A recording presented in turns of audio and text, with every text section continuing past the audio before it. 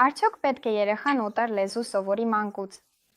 Երկլեզու երեխաների մոտ լեզուների ուսուցումն ունի իր առավելություններն ու թերությունները։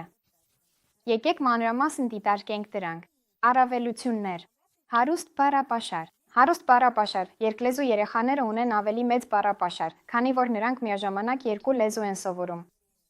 Սա օգնում է նրանց ավելի լավ հասկանալ եւ արտահայտել իրենց մտքերը։ Զարգացած մտածողություն։ Երկու լեզվի ուսուցումը նպաստում է ճանաչողական կարողությունների զարգացմանը, ինչպիսիք են տրամաբանությունը, հիշողությունը, կենտրոնացումը։ Երկլեզու երեխաները ավելի լավ են լուծում խնդիրներ եւ որոշումներ կայացնում։ Մշակութային իրազեկվածություն։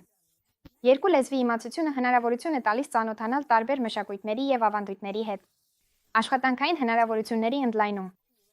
Երկու լեզվի տիրապետումը մեծացնում է աշխատանքի հնարավորությունները եւ բարձրացնում մրցունակությունը աշխատաշուկայում։ Բայց կան նաև թերություններ։ Օրինակ, լեզուների խառնուրդ։ Երբեմն երկլեզու երեխաները կարող են խառնել լեզուները, ինչը կարող է առաջացնել շփոթություն եւ դժվարություններ հաղորդակցման մեջ։ Լրացուցիչ ծանրաբեռնվածություն։ Երկու լեզու սովորելը պահանջում է ավելի շատ ժամանակ եւ ջանք, ինչը կարող է ծանրաբեռնել երեխային։ Արտասանության խնդիրներ։ Երկլեզու երեխաները կարող են դժվարություններ ունենալ երկու լեզուներում բառերը ճիշտ արտասանելու հարցում։ Մշտական պրակտիկայի անհրաժեշտություն։ Երկու լեզուների տիրապետման մակարդակը պահպանելու համար անհրաժեշտ է դրանք պարբերաբար կիրառել, ինչը պահանջում է ջանք եւ ժամանակ։